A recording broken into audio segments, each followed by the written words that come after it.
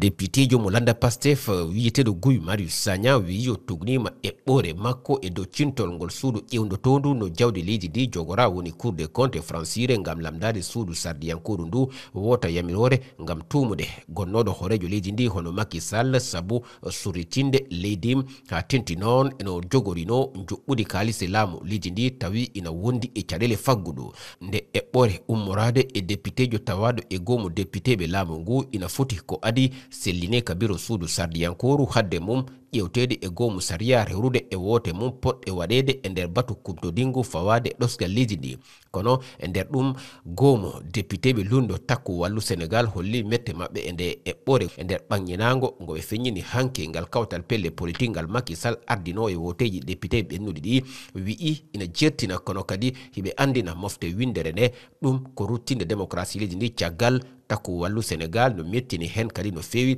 sabu ko ngol woni go e wi mabɓe e nder tarika dawro Sénégal laamu keso ina ɗaɓɓa ñawude gonnoɗo horejo leydi ndi